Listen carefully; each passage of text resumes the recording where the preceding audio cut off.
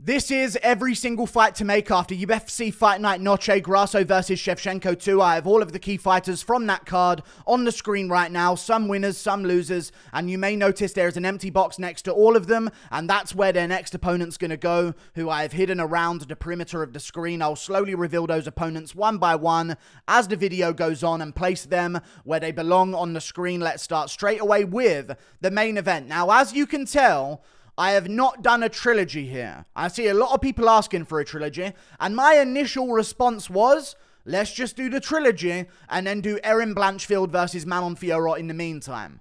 I don't want to see it for a third time that quickly back to back to back. Like, at the end of the day, it's just not something that we need to see right now, and I want it to be done soon if they are going to do that as well. That's the annoying thing about this. It puts a massive logjam in the division. And I just don't like that. You know, I mean, I think we need to implement something. Before I even show you who I'm going to match these girls up with, I think we need to implement something where we just, you know, have like a clause where you have to activate that immediate rematch grant of a wish that you have within about 4 or 5 months. Like, I feel like we could be in a situation here where we're waiting 6 months for both of these girls to heal up from that fight. And then we're going back into a trilogy and the rest of the division is just sort of killing itself off. I don't want that. We want to see Alexa Grasso versus Erin Blanchfield and Valentina Shevchenko versus Manon Fiorot. I think these are the matchups to make. I think they're the ones that make sense. I really like this matchup, to be honest with you. I really like this matchup, and I really like the matchup between Grasso and Blanchfield. Now, the reason why I've given Blanchfield the title shot is because I feel like Manon Fiorot's performance against Rose Namajunas wasn't the best. Now, don't get me wrong, neither was Blanchfield's against Santos. She didn't have a great performance there either. However, if you're looking at style matchups here, who's the more compelling matchup that's going to have a better chance of beating Alexa Grasso over the belt? It's Erin Blanchfield. You know what I mean? She's more marketable. She's had more impressive wins. She dominated Andrade.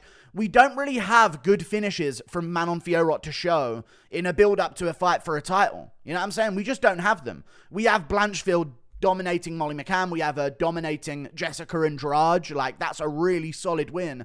Whereas Manon Fiorot is like going tooth and nail in her recent fights. And I know the Tyler Santos fight wasn't the best for Blanchfield, but she showed she won the grappling exchanges in that fight. She was the one who got the control time in that fight. So she's the top grappler in the division, and we just saw that Shevchenko's able to hold down Grasso for certain rounds. So I want to see Alexa Grasso versus Erin Blanchfield ASAP. I think that Grasso is going to take less time to recover, and this is another thing. Shevchenko broke her thumb in that fight. She broke her thumb. She has it in a brace backstage. I saw an interview of that, so she has to see what's next for her. I'm not waiting 6 months for Valentina Shevchenko's thumb to heal up, and then we just hold up the rest of the division in the meantime. No. We do Grasso versus Blanchfield. That can be done reasonably soon, I believe. Maybe we do that in January. Maybe this is a time the UFC can just do a UFC Fight Night Mexico City, something along those lines, and we do an Alexa Grasso versus Erin Blanchfield in January, maybe in February, who knows? Maybe they just add it to one of those January or February pay-per-views as well. And then maybe in March, a little bit later down the line, when Shevchenko's healed up, or maybe late February, we do Valentina Shevchenko versus Manon Fiorot.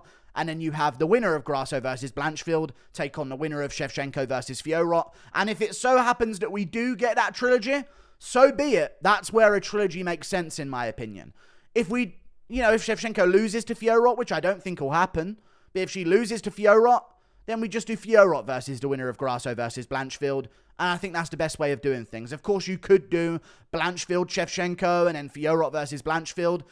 But I feel like this is the better way to go about things. I think Blanchfield's a bit more marketable, and I'd like to see that fight a little bit more. And I wasn't impressed by the striking of Fiorot in her last fight. Now, Blanchfield's grappling is going to be a problem to anyone not Tyler Santos.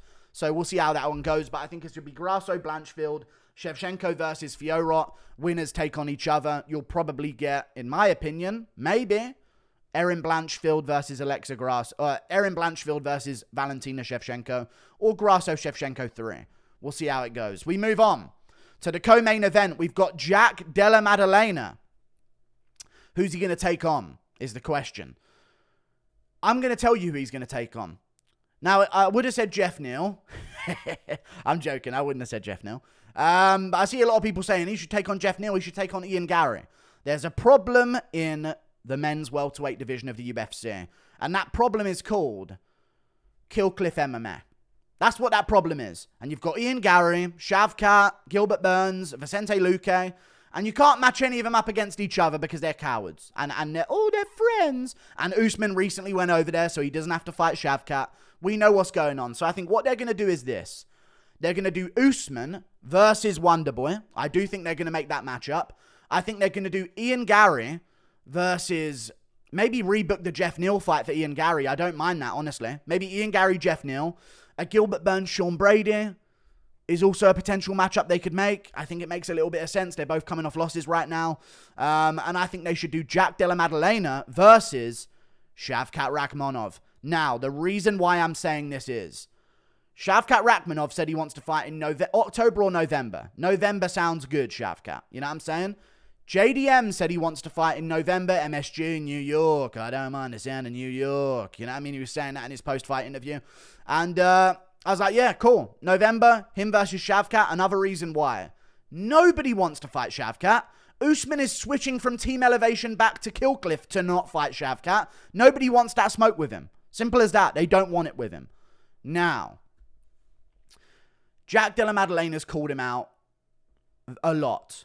In his last fight, in the post-fight interview, in the fight before that, in the post-fight interview, I believe in this post-fight interview as well, if I remember hearing correctly, he's been calling out Shavkat since Shavkat's been coming up. Before Shavkat even fought Jeff Neal, JDM was saying, yeah, give me Shavkat. I'd like to challenge myself against him. You know what I mean? He started calling him out. He wants Shavkat.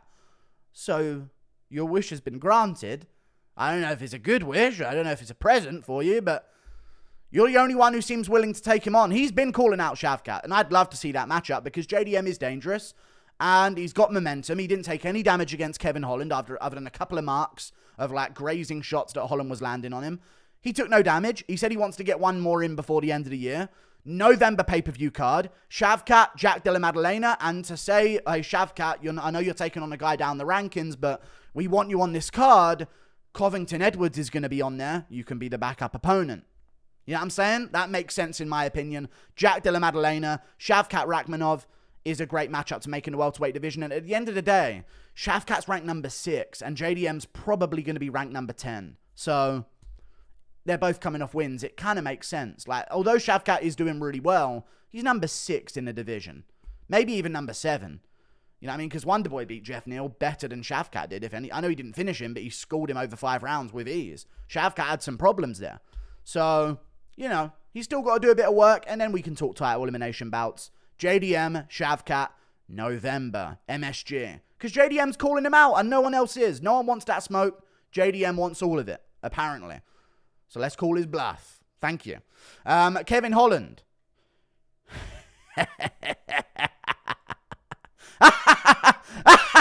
No, I'm joking. Yeah, get him a free win. You know what I'm saying? If you lose to Magny, it's wraps. Your career's done. You know what I'm saying? So... let's get a free win.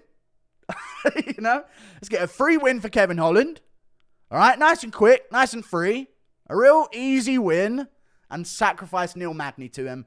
Because Neil Magny's still ranked. Holland's coming off a loss. Holland didn't take that much damage either. You know what I'm saying? He took some big shots. But it's not like he got a nose broken or a broken hand or anything like that he has to recover from. So I think they should do Kevin Holland, Neil Magny, December pay-per-view card.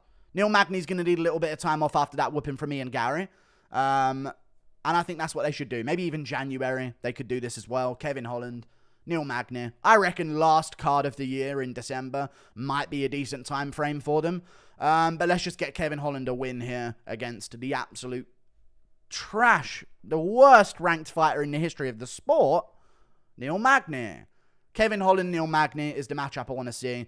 Let's see if he can become the new Neil Magny prototype in the welterweight division. One Magny stays, one goes. Kevin Holland, Neil Magny, make the matchup happen. I love sacrificing Magny to these welterweights. Either way, we move on to another fight, which is Raul Rosas Jr. got a big win. Huge win in the feature fight over Terrence Mitchell. KO'd him badly, jumped on, got a TKO from mountain position. Now, I think this is a good matchup to make. The reason why I think there's a path to victory for him, and it's still a jump up. We don't want to give Raul Rosas. I was thinking Brady Highstand. I was thinking Brady Highstand, but I was like, maybe the schedule won't work out. What kind of schedule is going to work out? You can't give him too high up the rankings. You're not talking Mario Batista, Damon Blackshear, these type names. You want to give him someone who's coming off some wins, but still we don't know if they're that good yet. And I think that person is Gaston Bolaños, I think. He's a bantamweight, 2-0 in the UFC. Had a bit of a tricky fight in his last one against Aaron Phillips, who's nothing too special himself. He's a striking purist with decent takedown defense. And I think there's a path to victory there for Raul Rosas Jr. to take him down and get a sub. But there's also a chance that Gaston Bolaños puts those hands on Raul. And I guess we can see how good the hands of Raul Rosas Jr. really are. So I think Rosas Jr. versus Gaston Bolaños is a decent matchup to make in the bantamweight division.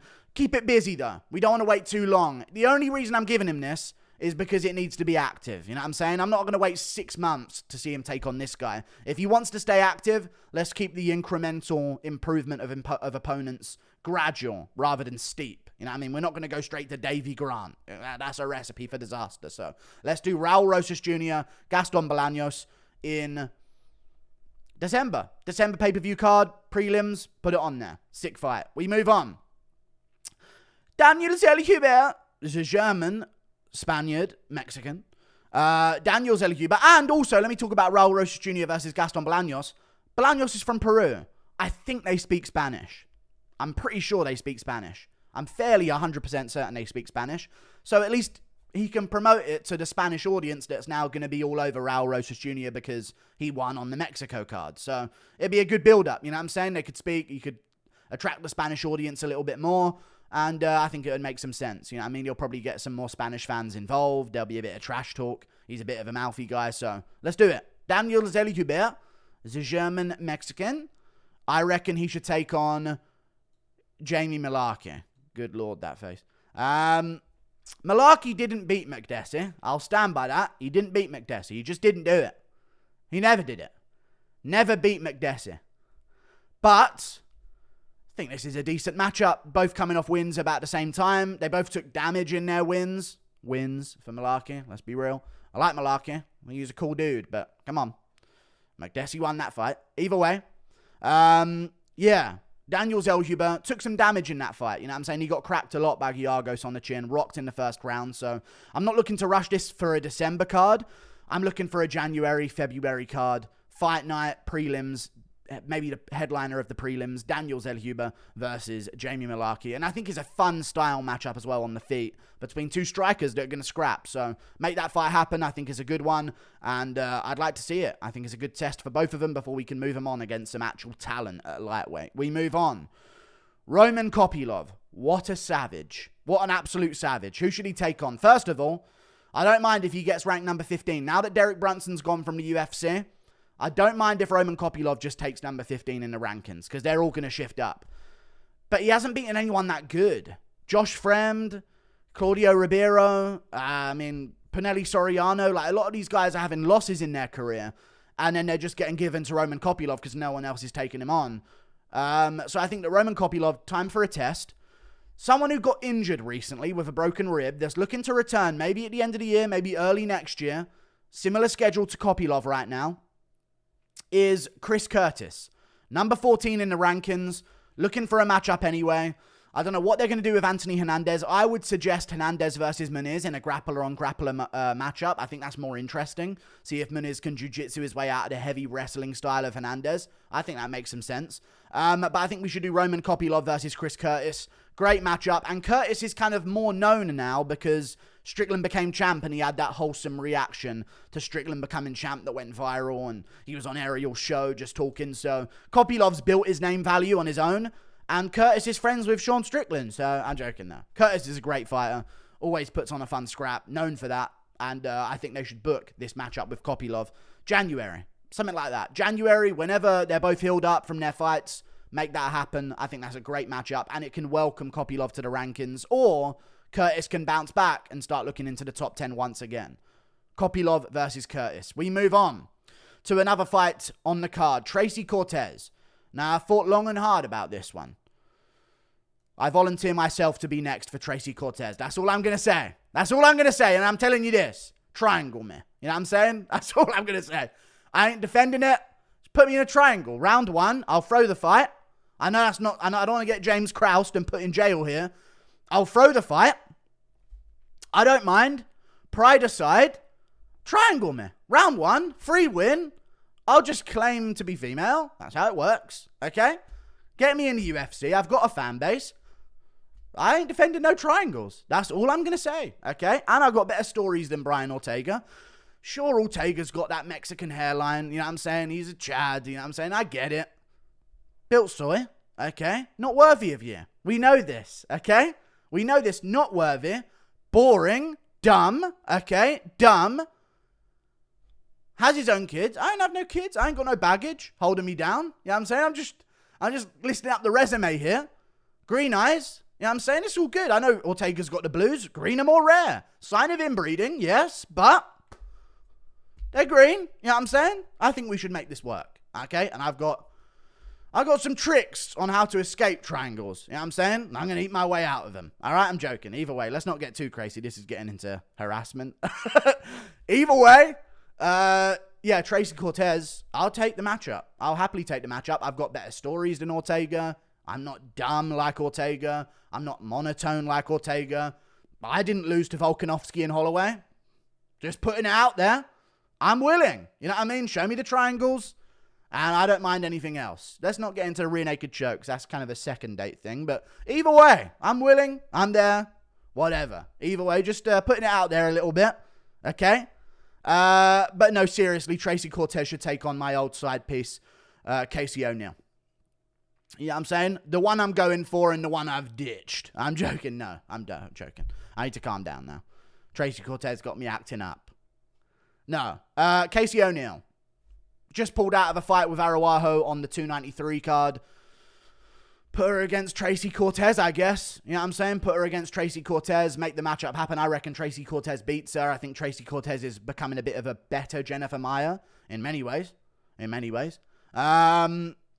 So yeah, Tracy Cortez, Casey O'Neill is the matchup that I'm interested in that division. You know, Casey O'Neill coming off a loss, but I think she might have snapped it back with a win recently. I don't even know what's happening with Casey O'Neill's career. She kind of got derailed a bit by Maia, but I reckon Tracy Cortez versus her makes sense. They're on similar schedules. Casey O'Neill just got injured for the September card in Australia, so she's probably not going to be looking to get back in there anytime soon. December, maybe January.